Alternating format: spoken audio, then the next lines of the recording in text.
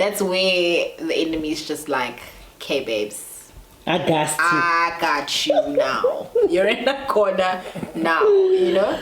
Yeah, sure. So there's that, and then there's also just reminding you of your failures and your insecurities. Like the enemy will never come and tell you, remember that time when you spoke and everyone was in awe. Like, he'll never come and say to you, oh, remember. No, he'll come and say to you, remember that time when you fell, or remember that time, like, or you know how like all your friends are so smart. Tricks, and it's just like, why are you telling me about no? Which is why you've got to have the comeback to say, yeah, but my God is bigger. Come on. Yeah, but God said that I can do all things through Christ who strengthens me. Yeah, sure. Come on. God told me that I'm the head and not the tail. Come on. You just have to have comebacks, because I think the way that, and you have to have the comebacks ready. Yeah. Like, you can't still be like, yo, I'm down. Let me go and read the Bible. And see what the Bible says. Because it's not your first thought, Temus. I think in this past 6 months, the one thing that I've recognized is, as much as I love God, like Christ is everything to me, your first thought is not, let me go and read the Bible.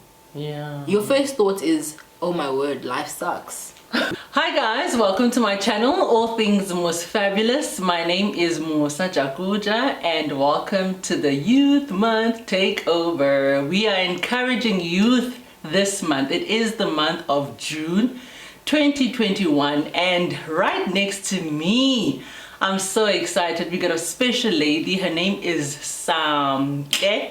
I'm a resident.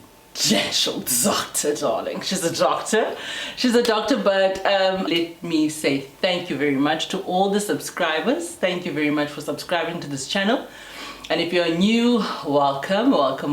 This is a family where we learn more of what God is doing in this season, and we've been on a series called Blossom Where You're Planted, but this one right here, we are encouraging the youth. So without any further ado, let's get into this video. Welcome, Samke. Thank you. It's so good to have you here with us. Maybe introduce yourself. Who you are, what you do, and where you were born. Okay. Like all those nice goodies. Okay. So my name is Samke. It's short for Samkelisiwe. I am a child born of the Nyamathe family. Nice. So I'm born to a mom and a dad. My mom's name is Samkelisiwe Nyamathe. And I was brought up initially by my grandparents. And then in the latter part of my life, solely by my mom. And I grew up in Johannesburg. In a little small suburb in the south of Johannesburg called Ellens Park. Okay. All right, cool. That's me. All right. So what do you do for a living? We're here to encourage the youth, and I mean, I know me and you have spoken about this so many times, and with us having siblings, you know, we often get worried, you know.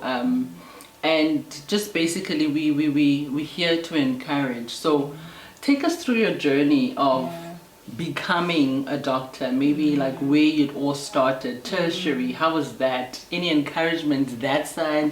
And when you going into that field of starting your own, you know, your own practice, and what happened there. So just take us through. Yeah. Awesome. So firstly, I think I am a youth by definition. So we all are, honey. Yeah. We all are. I might be 40. By definition. But I am it's so youthful. funny because I turned 30 this year. And I'm She's never you guys. What do you mean?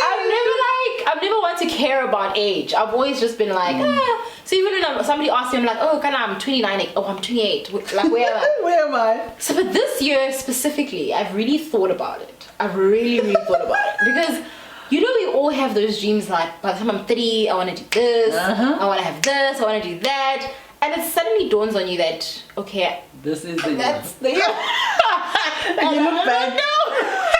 You're just like, okay, Lord, so sure. But in that same breath, it's you do that and you think of all your tick list. Yeah.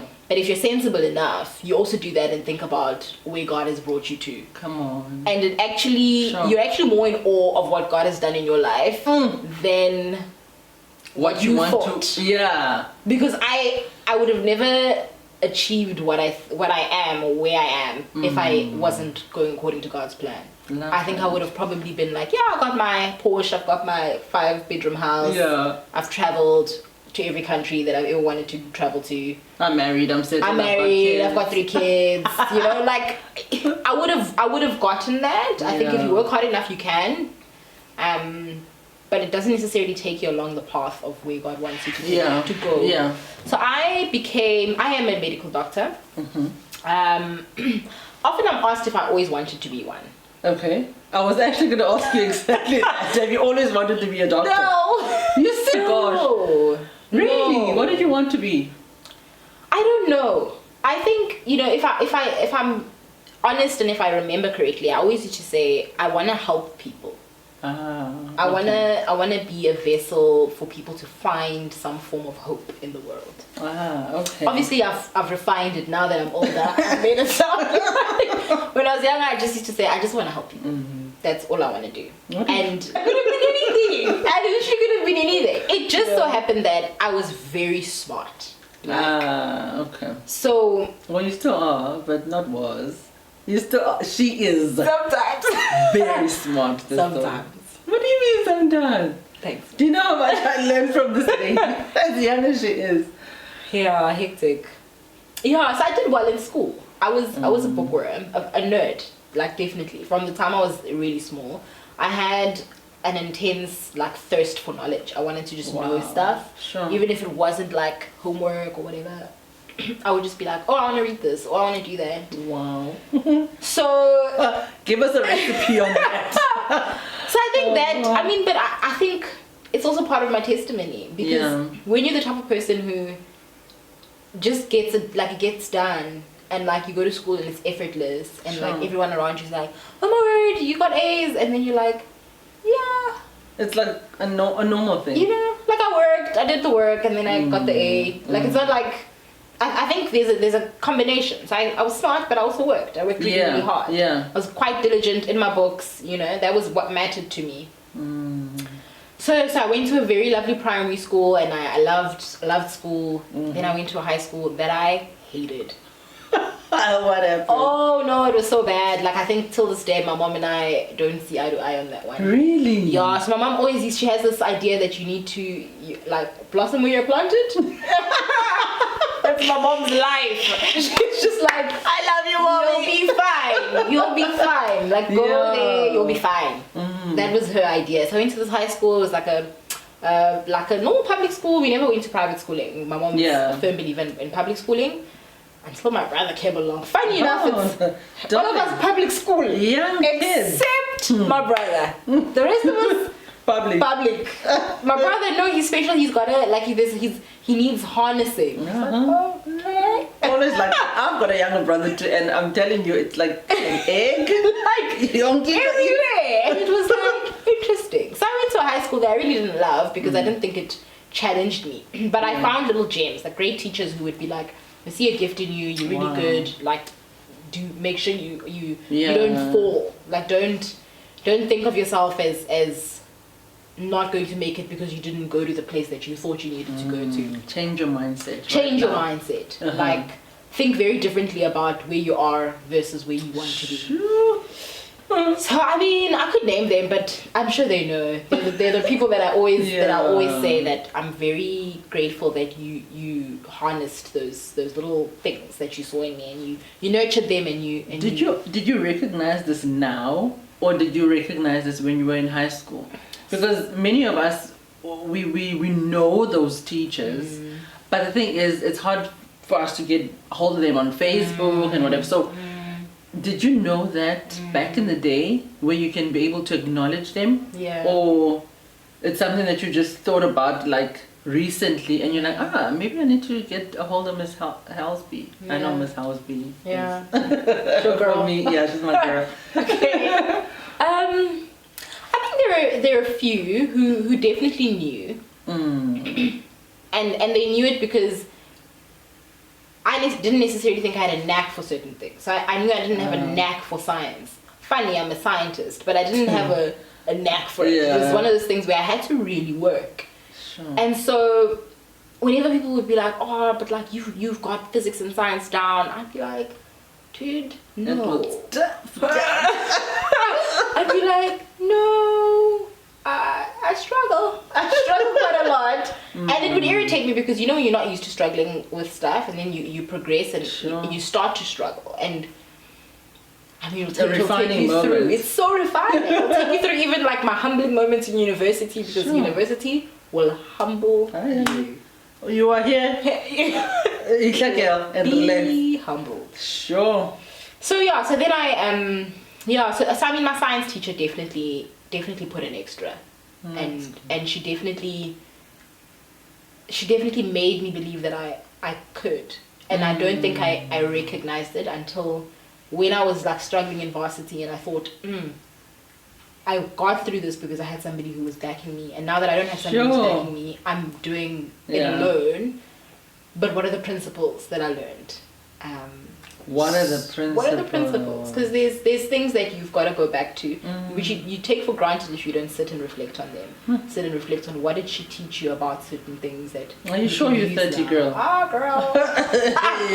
I'm 30. I know. Schoolers. Yeah. So definitely her.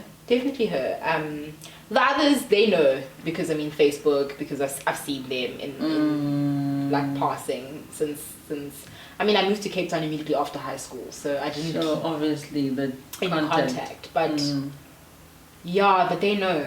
I think they know. Yeah. I mean, you're here now. Yeah. Every time, like, oh, okay, doctor. I think I had a hand in there. Yes, you did. No, that's good. But otherwise, besides you hating the school, which is your high school, and you moved. So bad. Well, it's not like hate the school, but I think just the area and getting through those moments. It was your refining moment. Yeah. You had to learn that in order for you to be. Yeah. So in tertiary, I know you were a student, but were there any like other challenges that you had as a young person? 100%. Because there's so many pressures there. Sure. I can testify quite a lot. Sure. It's fucking high. I won't lie. So, I mean, I think maybe to give context. So I grew up in the church. I grew up with a grandfather who was a bishop and a grandmother, and like she was very much. I love your grandfather, by the way. Like they were very much that, and that was what we did. And don't tell me about what if I want to be a Buddhist? Okay, in whose house? so that was the foundation that I came from. So otherwise, anything they would notice when you do this or when you do this, What's happening? Why are you not? What's going on? What influence are you getting? My grandparents were like that. Like, okay. So you were I was very aware of the fact that there was this expectation of who you should be. Sure. You know? And it's tough when it no longer is there next to you. So that's varsity. Varsity is, you no longer have Udamkulu who's gonna drive past you standing with a boy, and then now you know your life. No one's gonna walk past you. No one's gonna drive past you. Like, every single decision that you now make is you deciding what you want for your future. And that's tough because we're 18. Remember when you come to varsity, whatever decision that you make, like it's actually going to haunt you in the future, and that's tough. And I think that's because this is about Youth Month. I think that's the thing that is a bit unfair as a young person, because there's so much weight on the decisions that you make at an age of 17, 18. Because you don't know nothing. You don't know a thing. You don't know. You know? And it also speaks to my then becoming a doctor. Sometimes I sit and I'm like, if somebody asked me today, like at this age, mind a bit more sober, like know a bit of things, fall in a bit, what I would have wanted. I don't necessarily think I would have thrown myself into the pit of becoming a doctor. And it's not a bad pit, it's a tough one. it's a tough journey for an 18-year-old to enter. It's sure, like, I mean, I can tell you of like the first time one of my very good friends, I'm sure she'll watch this. Shout out to your friend. Like Oms and I, we get to 4th year, we've got to do obstetrics and gynecology. In 4th year we're 21 going on 22. Sure. The first thing you see is a stillborn baby and the sister telling the person, calm down, it's not that deep, please exit. And you're just like, are you serious? Are you serious? First, I'm watching childbirth. I'm 21 and I've got to deliver people's babies. Let's start there. And it's just like, my mom knew my phone calls. She knew, like, every night she knew her phone had to be on. Because we're both, like, we'd be calling and we'd crying. And it's Ong's mom, my mom, Ong's mom. That was just, but like, because of the spirit that I think I do have quite a resilient spirit. So I think I shut those things off. Because it was like, girl, we're here now. We're in 4th year now. And you need to do it. You've just got to keep moving. You said you want to be a doctor. And I mean, you studied for so long. You were can't already change in number 4. You were already in year 4. You know, so that's the type of pressure, the pressure that you encounter. And then it's just my personality. I always say that I think I matured quite young, and so there was this expectation that you're coping more, you're fine. Yeah, everything is no fine. one will be checking up. So no on one you is necessarily like, are you really coping? Is this really what you want to do still? Like, so yeah, so varsity mixed with all the stuff, the hecticness. I mean, medicine's not easy. You've got to study. Varsity's not easy because your parents aren't here. Pressure. Life is nice. Everything is nice. Everything's new. You study at your own time, but you know you got a test, an assignment, then that's due on a certain day. Every single thing is like, it's a mountain. But I think once again, carrying principles is so important. I think at a certain point, like I say, the values and morals you learn from home, they walk with you, but you've got to develop your own. And I would probably say at around like my 4th year of varsity, I started realizing that I've got to like stand on my own feet now. Hey, I've got to like rely on my faith now. Yeah, I'm grateful that my grandparents and my mom like have been out here fasting and praying and fasting and praying. But like now I've got to sort of think about this for myself. Like what does this mean for me? How am I going to build myself up in perseverance? How is my character gonna need to start being shaped towards someone who's gonna carry this name of being a doctor or being some form of upstanding member of society? And I mean, culture has robbed us like, so much. Because now everybody's like, live for the moment. You're like, your moment will impact your future. Yeah, generations. Yes. Generations.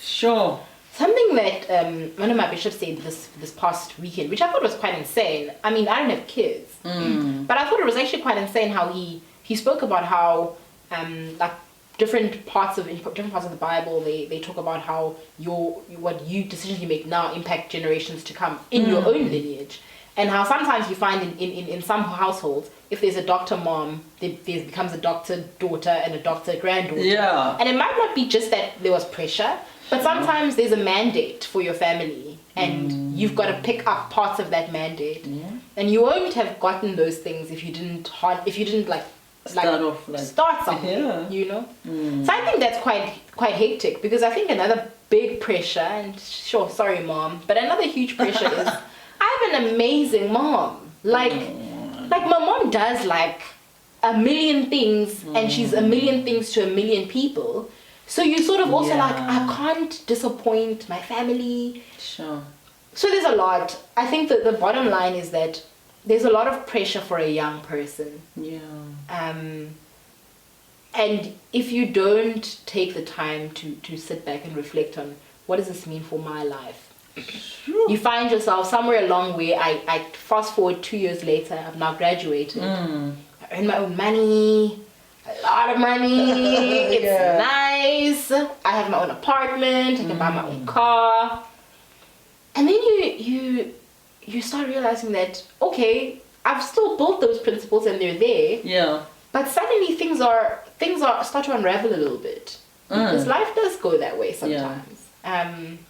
And if I thought fourth year was hard, and if I thought getting into clinical life was hard, work life became even harder for me. And I think I found myself escaping into avenues which were unhealthy, very unhealthy, and sort of, because now you're on your own for real. Yeah. No one being like, I'm gonna come and snatch you and bring you back, you know. So sure. And I mean, as parents, they don't know this because they see you progressing, and there's no moment where it's like, Samke, are you okay? How is the environment? I know you love it, but for real, like you have your own apartment. If you feel like opening up a bottle of wine, you can drink forever and ever and whenever. You don't wake up in the morning, you go to work, what. It's only like at a later stage where people are like, but you know. So what I'm getting from you is that when you are a young person, try your best to let your people know what's happening. You know, it's good to open up. Trust me, like I've got a nephew, like they don't open up that much, or you just hear slang and you're like, oh my word, I wish I could understand wish I knew what you're saying. You know, and I can't ask because I'm like, oh, Dabs, come on, like you must get on the program. You know what I mean? So it's like, be open, be clear. Do you need help? You know, and what the other thing is that as older generation, we shut so quickly. Like, you know what I mean? And that's not healthy, especially this day and age children. You know, because they take things quick. Like a failure which is minor is major. It's major. I remember, I mean, he's late now, my brother, but I remember, like, tell my brother you're disappointed in him. Oh, man.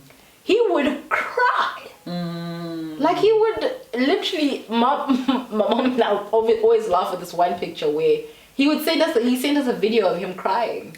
Literally. And mama now, because he wants things to move right now. So if you don't see my tears, nothing's gonna move. And we would be like, okay. And I think I always understood him in that sense. I'd be like, okay, let's get to the root of what is happening, you know. But I think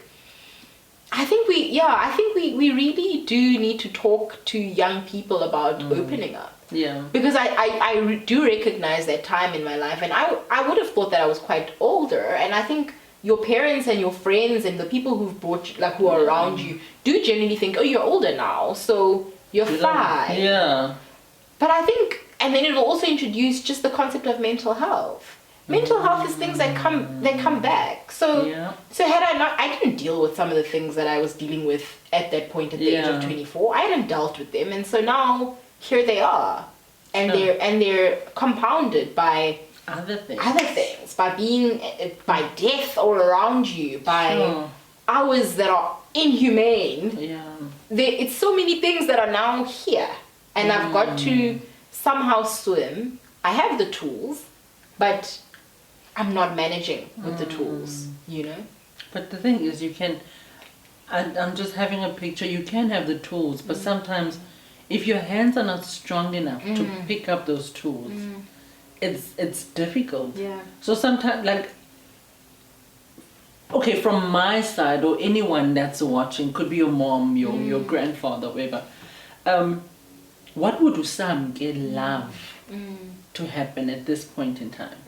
Like, what kind of support would Usamke require from us that love you, that know you, that are very close to you? Because sometimes it's often a question that's not asked.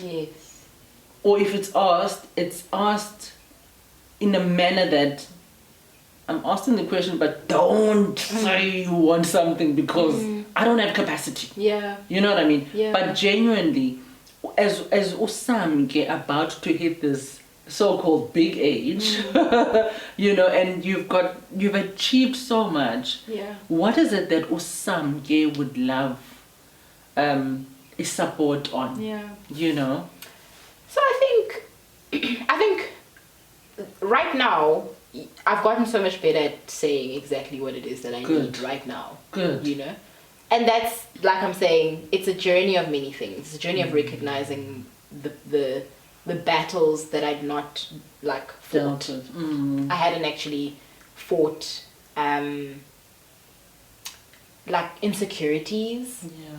You know, things that we don't talk about in African families but we say them. It's funny, people say them, but you're not as light as this one. Okanye, this one is really pretty and you're not. Or at least you're like really smart. You know? What does that mean? I mean, these are things that I always hear people saying around me, and I'd be like, don't say that to the child. Yeah. That's terrible. Yeah. The power of the tongue is insane. And it stays It there. stays in the child's mind, you know? So even if my insecurity had nothing to do with outwardly look or whatever, for some reason I always believed that I had to stay being like intact. Sure. You know? And that's a lot of pressure. It is. It's a lot of pressure, and it just comes from everywhere, you know? So I've learned to vocalize it now, and I love the fact that I have family, everyone, who is literally like, okay, that's a boundary, you've said it. She said what she needs to say about that, and that's fine. But also people who are very willing to, when you say, not coping so much right now, to say, okay, what do you need? State it so we can do what you need. I think support looks like allow the person to go through what they're going through. Sure. You can't take, I have to go through my battles. You have to go through your battles. Yeah. Your family, your friends, everyone is there to be a support, but you've got to go through your battles because trials produce perseverance. Perseverance, character. That's what it says in the Bible. So like you need them. Yeah. You can't become this beautiful thing if you don't go through the furnace. That's true. Can't be like, oh, Musa's so great, and we see the greatness, and yet back at the ranch Musa's like chilling. No, Musa's like being like you need to chipped and chiseled. You know? Like a diamond, I always refer to a diamond. Yeah. You cannot just admire a diamond at this point in time where it's perfect, where it's already. Yeah. You need to understand the process of a diamond in order for you to realize and actually value it. Because sometimes we wear these rings, we don't value what we have. You know what I mean? So it's like a person, a young child. I know I've got 3 kids, so I need to know now their characters. How do I deal with the other one? So if I would hug Utando, I know Utando is more affectionate. If I would hug Utando and Jabula would walk past, how I wish I could get a hug from mom. So those kind of things. So once I hear that, and then I grab both of them. Once I grab both of them, and then you just see the little one looking up, and I'm thinking to myself, I got 2 hands, but hey, let's go. You know what I mean? All of you. Yeah. But the thing is, it's how you deal with an individual. You know, we're all different, but we all need that love and care. You know. So as a young person right now, you might be dealing with quite a lot. Yeah. You might be having it difficult. You might be having the time where you're like, sure, how I wish it could end right now. But I think open up. That's the number one thing, you know, open up. I think even just not to interrupt you, but I think sometimes some young people might be like, but I don't have that you talking about. Sure. I think the encouragement is that there is always someone. Yeah. There really is always someone. It might not be who we expect it to be. So some people don't have great parents. They don't have great homes. They don't come from good families. Yeah. I think that I think I count a very big blessing that I come from a very good family. That even though yes it was like, oh no, some people will be fine. But when I wasn't fine, it was very easy for them to be like, okay, what do you need? Okay, you need to stop working for a bit. Okay, how do you do this? Okay, fine. We need to move you back to Cape Town. All right. how, you know what I mean? Like there's Sure. people who just rallied, and I was just like, You okay. didn't do much. I didn't do much, but Yeah. I knew that in my weakness there were people who would be able to work with me and carry me back to my strength. And that's fabulous. Sure. I think sometimes we, as young people, we struggle to see that there are other people that don't necessarily have to be the ones that we thought it was going to be. I have a great mentor, and I've had great mentors, yeah. you know. That's Mustafa there. I've had good mentors. Wow, that's why I was taking it in. Inside, I was thinking to myself, wow, you find me as a mentor? Yeah, So like amazing. I've had lovely people who just come in, even when you don't. When you're like, yeah, my mom's far, or you know, the people who you expect aren't right here. Yeah. But there's a person. There is definitely a person. If there's one thing that I know, I definitely think that. I also think whatever it is, forces, the enemy, whatever you want to call it, will always try to isolate you. Yeah. That's at the point at which they can attack, and you can believe the attack. Yep. You know, don't be isolated. Open up. Yeah. And literally find the people who are going to help you walk through. Watch the videos. I love technology now because I think there's so much encouragement that exists that doesn't have to be the people that are next to you. You know, they're for free. It's free. Everybody has. It's free. Like you go to school and they give Wi-Fi. You just access. Yeah. Access encouragement. Yeah. You know, something that I don't necessarily think was possible if you grew up in a home where people didn't affirm and encourage, but you needed it. Sure. There is always someone. Yeah. I think it should be our closing words. There is always someone, because literally, I'm just thinking of a word in the Bible where it says, God assigns angels for you. Sure. And that's just literally what you've just said now, that there will always be that someone. Yeah. But it's just that you need to reach out. You need to be able to be alert who's around you. Why is this person always like here in my space? What am I doing? And maybe that's the person that you need to open up. Or sometimes there will be this one person, not saying anything, but they're just there. Sometimes you need people that will be a soundboard. You know I have been a soundboard to quite a lot of people. But in my personal space, I always go back to God and be like, you know what, Lord? I feel like I've taken all of that from Samke to me. How do I release it to you? Yeah. Because I need to be the one that says, Lord, listen, Samke needs A, B, and C, and D.